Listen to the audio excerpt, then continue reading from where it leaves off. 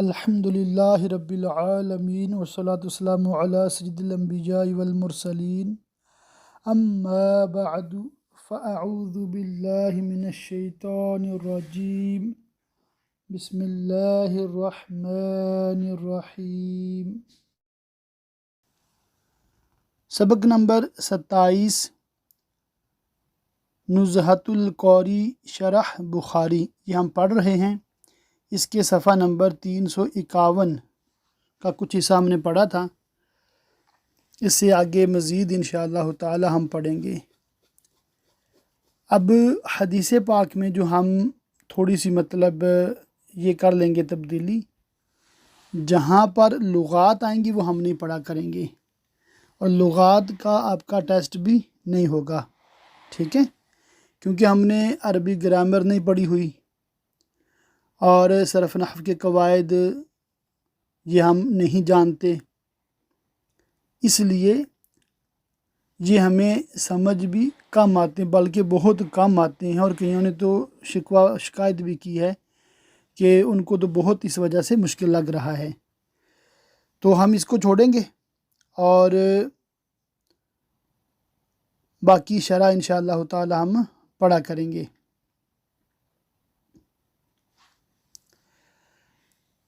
مگر آپ کی معلومات کے لیے عرض کر دوں، جو آپ میں سے پڑھنا چاہیں تو پڑھنا چاہیے، ان کو دیکھ لینے میں پڑھ لینے میں کوئی حرج نہیں ہے، کم از کم ان الفاظ کا تو پتہ چل جائے گا نا، تھوڑی بہت معرفت ہو جائے گی انشاءاللہ تعالی کہ ایک لفظ کے کتنے کتنے معنی ہوتے ہیں، کیسے معنی بدلتے ہیں۔ فضیلت فقہ، اس کے حوالے سے لکھا ہوا ہے، اور یہاں بھی لغت کے اعتبار سے ہی بحث ہے۔ خیرہ نکرہ سیاق شرط میں ہونے کی وجہ سے عموم کا افادہ کرتا ہے، تو معنی یہ ہوئے کہ اللہ عز و جل جسے تمام دنیا و آخرت کی بھلائی عطا فرمانا چاہتا ہے اسے فقیہ بناتا ہے۔ فقیہ کسے کہتے ہیں؟ مفتی کو، ٹھیک ہے؟ اور اصل مفتی کون ہوتا ہے؟ جو مجتہد ہو، جیسے امام اعظم ابو حنیفہ ہیں، امام شافعی ہیں، تو یہ مجتہدین تھے، اور حقیقی معنی میں یہی مفتی تھے۔ بعد کے جو مفتیان کرام ہیں وہ ان کے فتویٰ کو نقل کرتے ہیں، جسے مفتی ناقل کہتے ہیں، اور اس کے لیے بھی ٹھیک ٹھاک علوم کی حاجت ہوتی ہے۔ ہر بندہ تو نہیں اس طرح نقل کر سکتا، کتابوں سے دیکھ نہیں سکتا، ڈھونڈ نہیں سکتا۔ اور ہماری عام طور پہ جو اصطلاح ہے اس میں جس نے درس نظامی کیا ہو، مزید 2-3 سال اس نے تخصص فی الفقہ یعنی اسپیشلائز کیا ہو فقہ میں، تو اس کو ہم مفتی کہتے ہیں عام طور پہ۔ تو یہاں جو فضیلت بیان کی جا رہی ہے، یہاں یوں بھی سمجھ لیں کہ جو فقہ کا علم حاصل کرتے ہیں نا، اس کی فضیلت ہے۔ اب فقہ ہے کیا؟ یہ اپنے ذہن میں ہمیشہ رکھیے گا، قرآن اور حدیث کو پڑھ کر یہ فیصلہ کرنا کہ ہم نے اپنی زندگی اسلام کے مطابق کیسے گزارنی ہے، اسے فقہ کہتے ہیں۔ یہ میں اپنے الفاظ میں بالکل اپنی اصطلاح میں بیان کر رہا ہوں۔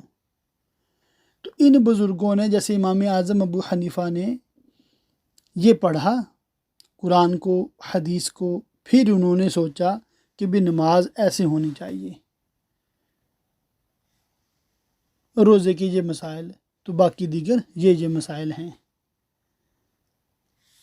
تو یہ ہے اصل سمجھ بوجھ دین کی، فقہ اسے کہتے ہیں۔ تو یہ بہت ضروری ہے فقاہت۔ بعض لوگ آپ کو ملیں گے وہ قرآن کی بڑی آیتیں جانتے ہیں، بڑی تفسیر جانتے ہیں، اور حدیث کا بھی بڑا ان کو علم ہوتا ہے، بڑی حدیثیں جانتے ہیں، یہ بخاری میں لکھا، وہاں لکھا، یہاں لکھا، مگر اعتراض کر رہے ہوتے ہیں فقہ حنفی پہ۔ تو اس کا مطلب ان کی تفقہ فی الدین جو ہے بہت کمزور ہے۔ اور اس کے حوالے سے آگے بھی انشاءاللہ تعالیٰ آپ کو باتیں سننے کو، دیکھنے کو، پڑھنے کو ملتی رہیں گی۔ بہرکیف شرح کی طرف جاتا ہوں تو خیر کی تنوین کو، خیرن کی تنوین کو یہاں عظمت کے لیے لیں تو معنی ہوں گے بہت زیادہ بھلائی عطا فرمانا چاہتا ہے۔ اس سے ثابت ہوا کہ امت کے افراد میں سب سے افضل فقیہ ہے۔ اسی لیے ایک حدیث میں فرمایا، ایک فقیہ 1000 عابد غیر فقیہ سے زیادہ شیطان پر بھاری ہے۔ نیز ایک لمبی حدیث میں فرمایا، زمانہ جاہلیت میں جو لوگ تم میں سب سے بہتر تھے وہ اسلام میں بھی سب سے بہتر ہیں جبکہ فقیہ ہوں۔ اب فقیہ جو ہے نا، ان کے بھی درجے ہیں نا، جیسے میں نے عرض کیا، ایک تو مجتہد فقیہ ہے، ایک مفتی ناقل جو ہے وہ فقیہ ہے، پھر اس سے کم، پھر اس سے کم۔ تو جس کو جتنا دین کا علم ہے اس پہ کہہ لے اتنا ہی زیادہ فضل خدا ہے۔ نیز ایک لمبی حدیث میں فرمایا، زمانہ جاہلیت میں جو لوگ تم میں سب سے بہتر تھے وہ اسلام میں بھی سب سے بہتر ہیں جبکہ فقیہ ہوں۔ اصل فضیلت والا کون ہے؟ جو دین کو سمجھتا ہے، وہی حقیقت میں دیندار ہے۔ قبیلے، برادریاں یہ فضیلت کا باعث نہیں ہیں۔ یہ افضلیت اس فقیہ کے لیے ہے جو اپنے علم سے رضا الہی کا طالب ہو، اور دنیا دار فقیہ بدترین خلق ہے۔ جیسا کہ ایک حدیث میں فرمایا، سب سے بدتر برے علماء ہیں اور سب سے اچھے علماء ہیں۔ ایک اور حدیث میں فرمایا، جو اس لیے علم طلب کرے کہ علماء سے مقابلہ کرے گا، یا جاہلوں سے جھگڑے گا، یا لوگوں کو اپنی طرف مائل کرے گا، تو اس کو اللہ تعالیٰ جہنم میں داخل فرمائے گا۔ امام حسن بصری رحمۃ اللہ علیہ نے فرمایا، فقیہ وہ ہے جو دنیا سے بے تعلق ہو، آخرت کی رغبت رکھتا ہو، دین کے معاملے میں بصیرت رکھتا ہو، اللہ کی عبادت کا پابند ہو۔ اللہ تعالی ہم سب کو ایسا فقیہ بنائے اور ہمیں زیادہ سے زیادہ علم دین سیکھنے، اس پہ عمل کرنے، دوسروں تک پہنچانے کی سعادت عطا فرمائے، آمین۔ تو یہاں پر ہمارا سیمیسٹر 2 چونکہ شروع ہو چکا لیسن 26 سے، تو جو نئے اسٹوڈنٹس آئے ہیں اور جو پرانے ہیں سبھی نیت کا مطلب وہ تجدید کر لیں، دوبارہ سے اپنے آپ پہ غور کر لیں کہ ہم علم کیوں سیکھ رہے ہیں، کیا کسی کو دکھانے کے لیے، بتانے کے لیے، یا کیا نیت کیا ہونی چاہیے؟ محض اللہ تعالیٰ کی رضا کے لیے اس کا دین سیکھ رہے ہیں تاکہ اس کے دین پہ عمل کر سکیں اور اس کا دین دوسروں تک پہنچا سکیں۔ اس سے نہ شہرت مقصود، نہ پیسہ مقصود، اور نہ کوئی اور بات ہے۔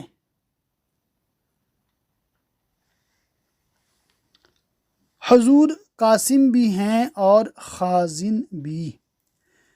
یہاں صرف قاسم ہے، اور بخاری کتاب الجہاد میں تعلیقاً قاسم کے ساتھ خازن بھی ہے۔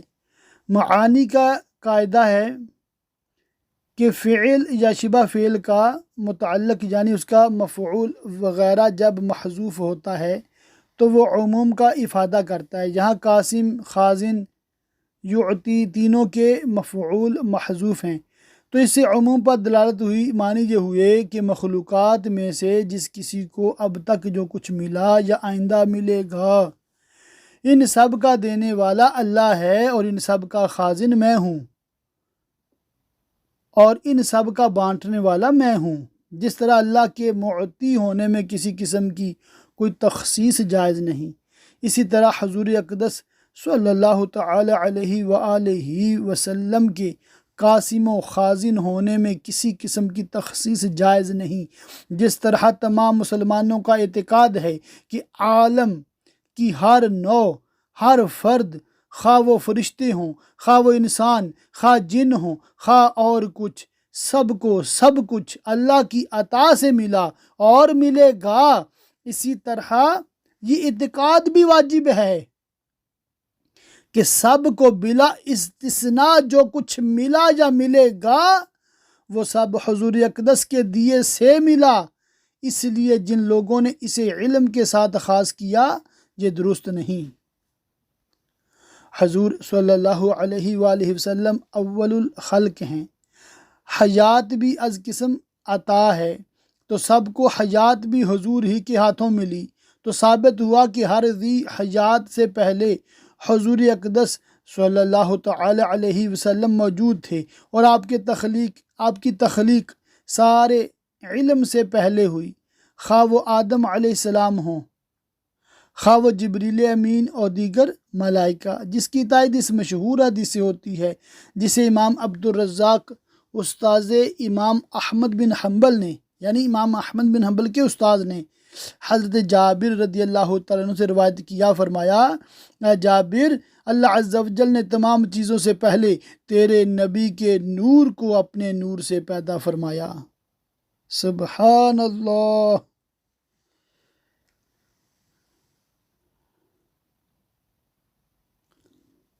وقائمتاً علی اللہ سے مراد یہاں قائمین علی امر اللہ ہے، قائمین علی امر اللہ ہے، اور کتاب الجہاد میں ظاہرین علی من خلفہم ہے۔ مراد یہ ہے کہ قیامت تک میری امت میں کچھ لوگ حق پر قائم رہیں گے اور اپنے مخالفین پر ہمیشہ غالب رہیں گے، ان کے مخالف ان پر کبھی فتح نہ پائیں گے۔ قیامت تک یہ حق پرست غالب رہیں گے، اور غلبے سے مراد دلیل و برہان سے غلبہ ہے۔ رہ گیا غلبہ بالسیف، یہ ضروری نہیں، کبھی ہوگا کبھی نہیں۔ سابقاً گزر چکا لڑائی ڈول ہے، کبھی وہ ہم سے لے لیتے ہیں، کبھی ہم ان سے لے لیتے ہیں، قرآن مجید میں ہے۔ تلک الایام نداولها بین الناس، ان دنوں میں ہم نے لوگوں کی باری رکھی ہے۔ اسی طرح لا یضرہم سے مراد یہ ہے کہ ان کی برہان اور دلیل کو توڑ نہیں سکتے، تمام کلمہ گو حق پر نہیں، یعنی کہ سارا کلمہ پڑھنے والے حق پر نہیں ہیں۔ ہذہ الامہ سے مراد پوری امت نہیں بلکہ اس کا بعض حصہ مراد ہے، جیسا کہ کتاب الاعتصام میں حضرت مغیرہ بن شعبہ رضی اللہ تعالیٰ عنہ سے جو حدیث مروی ہے، اس میں طائفۃ من امتی ہے، میری امت کا ایک گروہ۔ اس سے ثابت ہوا کہ تمام کلمہ گو مدعی اسلام حق پر نہیں، حق پر صرف ایک فرقہ ہے۔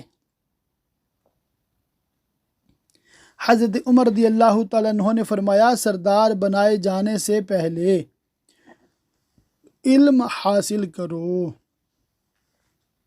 یہ تعلیق نمبر 15 تھی۔ اس ارشاد کا مطلب یہ ہے کہ انسان جب سردار ہو جاتا ہے تو حیا طلب علم سے مانع ہوتی ہے، اس لیے سردار بنائے جانے سے پہلے علم حاصل کر لینا چاہیے، یا مراد یہ ہے کہ سردار کے لیے عالم ہونا ضروری ہے تاکہ علم کی روشنی میں اپنے متعلقین پر سرداری کرے۔ امام بخاری نے فرمایا کہ سردار بنائے جانے کے بعد بھی علم حاصل کرتے رہو، مطلب یہ ہوا کہ تحصیل علم کی کوئی حد نہیں۔ حدیث نمبر 61 ہے، 2 کے علاوہ میں حسد نہیں۔ حضرت عبداللہ بن مسعود رضی اللہ تعالیٰ عنہ نے فرمایا کہ نبی صلی اللہ تعالیٰ علیہ وآلہ وسلم نے فرمایا، حسد نہیں مگر 2 میں، ایک وہ شخص جسے اللہ نے مال دیا اور اسے راہ خدا میں خرچ کرنے کی توفیق دی، اور دوسرا وہ شخص جسے اللہ نے دین کا علم عطا فرمایا اور وہ اس کے مطابق فیصلہ کرتا ہے اور اس کی تعلیم دیتا ہے۔ اس کی بھی لغات ہم چھوڑیں گے۔ مال اور علم دین، اللہ عز و جل کسی کو مال عطا فرمائے، یہ اس کا فضل ہے، اور اسے اپنی راہ میں خرچ کرنے کی توفیق عطا فرمائے، یہ دوسرا فضل ہے۔ اسی طرح علم دین اس کا فضل عظیم ہے، اور علم پر عمل اور اس کے مطابق فیصلہ کرنے اور اس کی نشر و اشاعت کی توفیق یہ مزید فضل ہے۔ مراد یہ ہے کہ لوگ طرح طرح کی آرزو کرتے ہیں، مگر آرزو کرنے کے لائق صرف یہ 2 نعمتیں ہیں، ان سے ان دونوں نعمتوں کی عظمت ظاہر کرنا مقصود ہے۔ آگے حدیث نمبر 62 ہے، اے اللہ اسے کتاب کا علم عطا فرما۔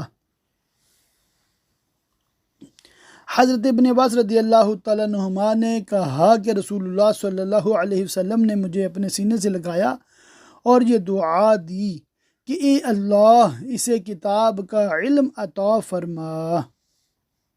الکتاب سے مراد قرآن مجید ہے، تعلیم سے مراد اس کا حفظ کرنا اور اس کے معانی کا سمجھنا ہے۔ تکمیل پورا واقعہ یہ ہے کہ ایک رات حضرت ابن عباس رضی اللہ تعالیٰ عنہما کا شانہ اقدس میں رات کو رہے۔ حضور اقدس صلی اللہ علیہ وسلم رات میں اٹھے، استنجے کے لیے تشریف لے گئے، انہوں نے وضو کیا، پانی رکھ دیا۔ انہوں نے وضو کے لیے پانی رکھ دیا، کنہوں نے؟ حضرت عبداللہ بن عباس نے، یہ چھوٹی عمر کے تھے، 16-17 شاید ان کی عمر تھی اس وقت۔ حضور نے پوچھا یہ کس نے رکھا ہے؟ ان کی خالہ، یعنی کہ عبداللہ بن عباس کی خالہ ام المومنین حضرت میمونہ رضی اللہ تعالیٰ عنہا نے بتایا، اس پر ان کے سر پر دست اقدس پھیرا اور سینے سے چمٹا کر یہ دعا فرمائی۔ اسی دعا کی برکت ہے کہ حضرت ابن عباس رضی اللہ تعالیٰ عنہما کو وہ علم عطا ہوا کہ ان کو حبر امت، بحر العلوم یعنی علوم کا سمندر، رئیس المفسرین، ترجمان القرآن کہا جاتا ہے۔ سبحان اللہ، نبی مختار کل ہیں، جس کو جو چاہیں عطا کر دیں۔ سبحان اللہ۔ معانقہ، اس حدیث سے ثابت ہوا کہ معانقہ جائز ہے۔ فقہاء نے تصریح کی ہے کہ اگر شہوت کا اندیشہ نہ ہو تو مستحب ہے۔ 63 حدیث ہے 63، مجھے نبی صلی اللہ علیہ وسلم کا کلی کرنا یاد ہے۔ حضرت محمود بن ربیع رضی اللہ تعالیٰ عنہ نے کہا کہ مجھے نبی صلی اللہ تعالیٰ علیہ وآلہ وسلم کی یہ ادا یاد ہے کہ حضور نے ایک ڈول سے پانی لے کر میرے منہ پر کلی فرمائی تھی اور اس وقت میں 5 برس کا تھا۔ سبحان اللہ۔ یہ صغار صحابہ میں سے ہیں، وصال اقدس کے وقت یہ 5 سال کے تھے۔ اسی سن میں ان کو یہ شرف حاصل ہوا کہ حضور اقدس صلی اللہ تعالیٰ علیہ وسلم نے ان کے منہ پر کلی فرمائی۔ یہ مدنی خزرجی انصاری ہیں، حضرت عبادہ بن ثابت رضی اللہ تعالیٰ عنہ کے داماد ہیں، دمشق میں قیام پذیر رہے، وہیں 99 ہجری میں 93 سال کی عمر پا کر وصال فرمایا۔ تطبیق، یہاں صرف من دلوین ہے اور کتاب الطہارہ میں من بئرہم ہے، یعنی ان کے کنویں سے پانی لے کر۔ مراد یہ ہے کہ حضور اقدس صلی اللہ علیہ وسلم نے جس ڈول سے پانی لیا تھا اس میں پانی ان کے کنویں سے لیا گیا تھا۔ فوائد، امام بخاری کا مقصود یہ ہے کہ 5 سال کے بچے کا سیما درست ہے، حدیث کا سننا، اور اس کی روایت مقبول ہے، مگر یہ تحدید درست نہیں، اس لیے کہ حضرت عبداللہ بن زبیر رضی اللہ تعالیٰ عنہما کی یہ روایت ہے کہ انہوں نے اپنے والد کو غزوہ خندق کے موقع پر دیکھا کہ وہ گھوڑے پر سوار ہو کر بنی قریظہ کے محلے میں 2 یا 3 بار گئے اور آئے۔ میں نے پوچھا تو بتایا کہ مجھے رسول اللہ صلی اللہ علیہ وسلم نے ان کا حال معلوم کرنے کے لیے بھیجا تھا، حالانکہ حضرت عبداللہ کی عمر اس وقت 4 سال بھی پوری نہ تھی۔ یہ روایت خود امام بخاری نے مناقب زبیر میں ذکر کی، اس سے ثابت ہوا کہ 5 سال سے کم عمر میں سماع درست ہے، لیکن یہی غلط ہے کہ امام بخاری کا یہی مقصود ہے کہ 5 سال سے کم عمر میں سماع صحیح نہیں۔ انہوں نے باب باندھا ہے بچے کا سماع کب صحیح ہے، اس کے تحت یہ حدیث ذکر فرمائی۔ بچے کا سماع کب صحیح ہے؟ اسے جہاں یہ صراحتاً ثابت ہوتا ہے کہ 5 سال کے بعد شعور بچے کا سماع صحیح ہے، وہیں یہ بنظر دقیق عقلت سے یہ بھی ثابت ہوتا ہے کہ سن کی قید نہیں، سال کی قید نہیں، بلکہ شعور و سمجھ کی شرط ہے۔ اگر کوئی بچہ 5 سال سے کم عمر میں باشعور ہے اور کسی بات کو سمجھ کر یاد رکھے تو اس کی یہ روایت صحیح ہے، اور اگر زیادہ عمر کا ہو مگر باشعور نہ ہو تو اس کا سماع صحیح نہیں۔ اس سے ثابت ہوا کہ چھوٹے بچوں کے ساتھ خوش طبعی مسنون ہے۔ سبحان اللہ۔ نیز یہ بھی ثابت ہوا کہ حضور اقدس کے لعاب مبارک، سبحان اللہ، اور پس خوردہ سے برکت حاصل کرنا بھی مسنون ہے۔ سبحان اللہ۔ حضرت جابر بن عبداللہ نے ایک حدیث کے لیے حضرت عبداللہ بن انیس کے پاس 1 مہینے کی مسافت کا سفر کیا۔ ایک حدیث کے لیے۔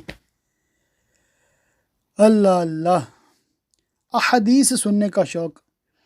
یہ جگہ شام تھی یا مصر؟ پورا واقعہ یہ ہے کہ حضرت جابر نے فرمایا کہ مجھے یہ خبر ملی کہ ایک صاحب کے پاس ایک حدیث ہے، میں نے اونٹ خریدا اور کجاوا کسا اور شام آیا، عبداللہ بن انیس کے گھر پہنچا، دربان سے کہا کہ اطلاع کر دو کہ جابر دروازے پر کھڑا ہے۔ انہوں نے پوچھا ابن عبداللہ؟ میں نے کہا ہاں۔ وہ باہر آئے اور مجھ سے معانقہ کیا، یعنی گلے ملے۔ میں نے کہا مجھے خبر ملی ہے کہ آپ نے رسول اللہ صلی اللہ علیہ وسلم سے ایک حدیث سنی ہے، میں ڈرا کہ کہیں یہ حدیث سننے سے پہلے مار نہ جاؤں۔ اللہ اللہ اللہ اللہ، میں ڈرا کہ کہیں یہ حدیث سننے سے پہلے مار نہ جاؤں۔ انہوں نے کہا میں نے رسول اللہ صلی اللہ علیہ وآلہ وسلم سے سنا ہے کہ لوگ قیامت کے دن ننگے غیر مختون اکٹھے کیے جائیں گے، انہیں اللہ عز و جل ندا دے گا جو دور و نزدیک سے یکساں سنائی دے گی، فرمائے گا میں بادشاہ ہوں، میں بدلہ دینے والا ہوں، کوئی مستحق جنت میں نہیں جائے گا، اگر جہنم میں جانے والوں میں سے کوئی اس کے ظلم پر دادرس ہوگا جب تک اس کا بدلہ نہ لے لے، یہاں تک کہ ایک تھپڑ کا بھی۔ پوچھا کہ لوگ ننگے غیر مختون کیوں ہوں گے؟ فرمایا حسنات و سیئات کی بدولت۔ طبرانی نے مسند الشامیین۔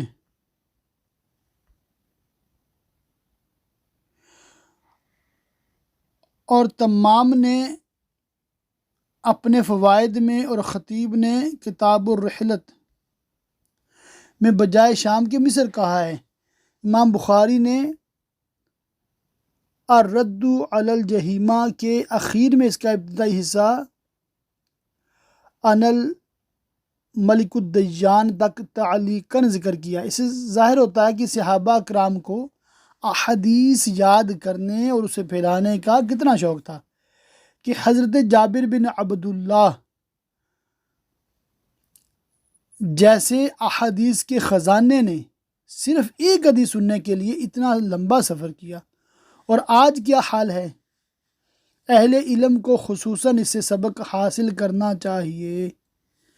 حضرت عبداللہ بن انیس یا انیس رضی اللہ تعالیٰ عنہ جوہنی انصار کے حلیف تھے، عقبہ ثانیہ، بدر اور احد کے تمام مشاہد میں شرکت کی۔ ایک بار تنہا ان کو ایک مہم پر روانہ فرمایا۔ حضرت معاویہ رضی اللہ تعالیٰ عنہ کی عہد سلطنت میں 54 ہجری میں شام ہی میں وفات پائی۔ ان سے 25 حدیثیں مروی ہیں، جن میں سے مسلم نے صرف ایک ذکر کی۔ سنن اربعہ میں، یعنی باقی جو 4 کتابیں نا حدیث کی، ان کی احادیث ہیں، سنن اربعہ میں ان کی احادیث ہیں، بخاری میں صرف مذکورہ بالا ایک تعلیق مذکور ہے۔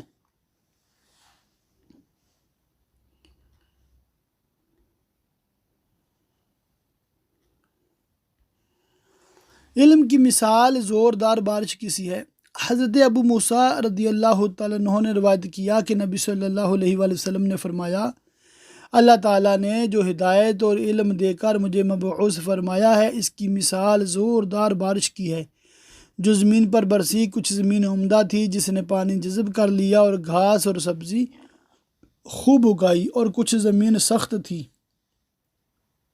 جس نے پانی جمع کر لیا، اسے اللہ نے لوگوں کو نفع دیا، لوگوں نے پیا پلایا اور کھیتی کی، اور یہی بارش زمین کے کچھ ایسے ٹکڑے پر پڑی جو سپاٹ تھی، نہ اس نے پانی جمع کیا اور نہ گھاس اگایا۔ یہی مثال اس کی ہے جس نے اللہ کے دین میں تفقہ حاصل کیا، اور اللہ نے جو کچھ مجھے دے کر بھیجا ہے اس سے اس کو نفع پہنچایا۔ اس نے علم حاصل کیا اور دوسروں کو تعلیم دی، اور اس کی مثل ہے جس نے اس طرف سر ہی نہیں اٹھایا اور اللہ کی اس ہدایت کو جس کے ساتھ میں بھیجا گیا قبول نہیں کیا۔ ابو عبداللہ یعنی امام بخاری نے کہا، اسحاق نے ابو اسامہ سے جو روایت کی، اس میں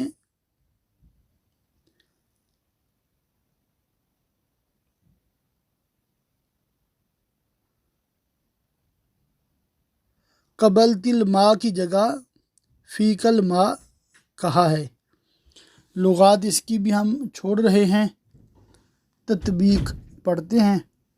حضور اقدس صلی اللہ علیہ وآلہ وسلم نے دین کی مثال زوردار بارش سے دی کہ جیسی ہر جگہ برستی ہے مگر زمین کی صلاحیت کے اعتبار سے اس کا نتیجہ مختلف ہے۔ ایک زمین عمدہ زرخیز ہے، پانی اپنے اندر جذب کر کے اپنے خزانے اگل دیتی ہے، غلے سونے سبزیاں اگاتی ہے جو جاندار کی خوراک ہے۔ یہی حال ایسے افراد کا ہے جو دین قبول کر کے اسے سیکھ کر دوسروں کو بھی تعلیم دیتے ہیں، خود عمل کرتے ہیں، دوسروں سے عمل کراتے ہیں۔ دوسری وہ زمین جو پانی جمع کر لیتی ہے، کچھ اگاتی نہیں مگر اس جمع شدہ پانی سے دوسروں کو طرح طرح سے فائدہ پہنچتا ہے۔ یہ حال ان لوگوں کا ہے جو دین قبول کر کے دین سیکھتے ہیں مگر کما حق اس پہ عمل نہیں کرتے، مگر اس کے علم سے دوسروں کو فائدہ پہنچتا ہے۔ یا مراد وہ محدثین ہیں جو حدیث حفظ کر لیتے ہیں مگر تفقہ نہ ہونے کی وجہ سے خود احکام کو استنباط نہیں کر سکتے، مگر ان سے حدیث سن کر دوسرے لوگ جو فقیہ ہیں احکام کا استخراج کرتے ہیں۔ تیسری وہ چٹیل بنجر زمین جو نہ پانی جمع کرتی ہے اور نہ کچھ اگاتی ہے، اس پر پانی آیا بہہ گیا۔ یہ حال ان لوگوں کا ہے جنہوں نے دین قبول ہی نہیں کیا، اس پر کوئی توجہ نہ دی۔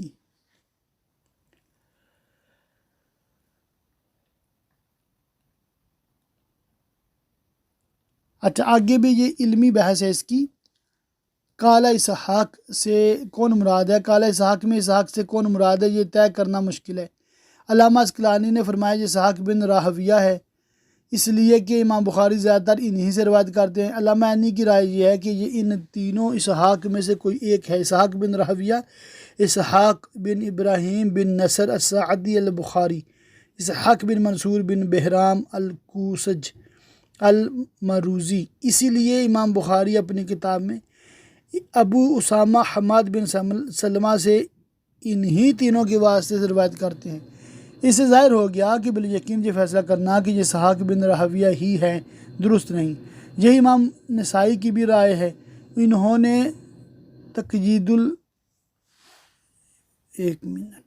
تقیید المحمل سے محمل میں تصریح کی ہے کہ امام بخاری جب بغیر نسبت کے یوں کہیں حدثنا اسحاق حدثنا ابو اسامہ تو انہی تین میں سے کوئی ایک مراد لیتے ہیں۔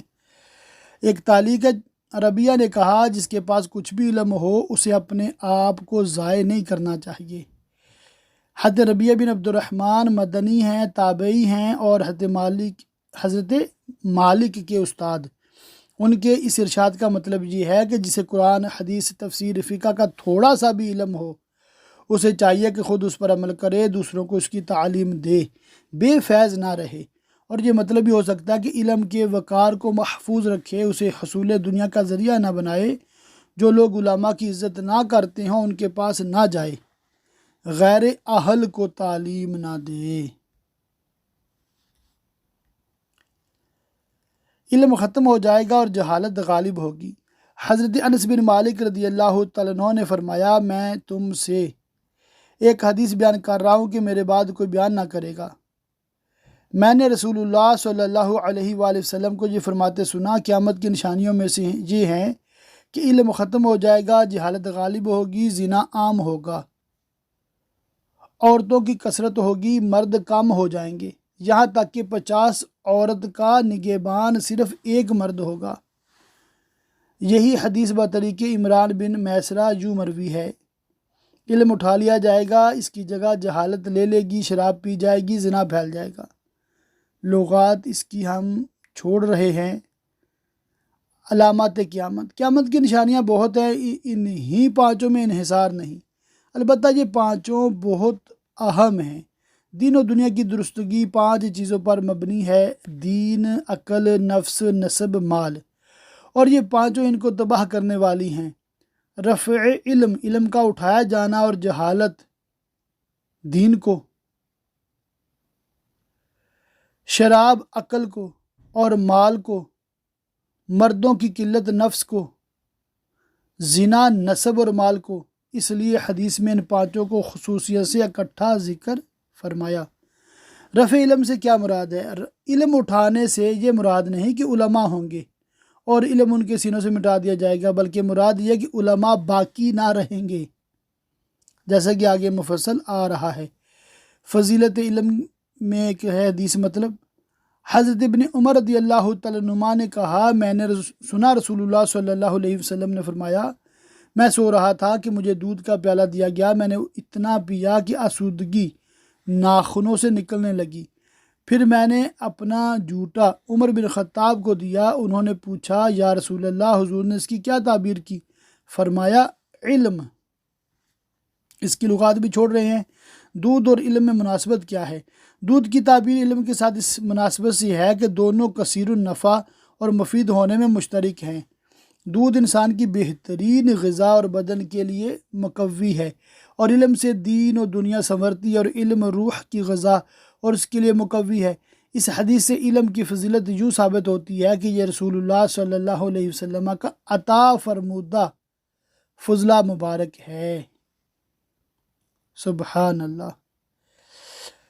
یہاں پر ہم آج کے لیکچر کا اختتام کرتے ہیں۔ اللہ تعالیٰ کی پاک بارگاہ میں دعا، اللہ تعالیٰ ہمیں علم دین سیکھنے، سکھانے، دوسروں تک پہنچانے کی توفیق عطا فرمائے، خود بھی عمل کرنے اور دوسروں کو بھی عمل کی ترغیب دلانے کی سعادت عطا فرمائے۔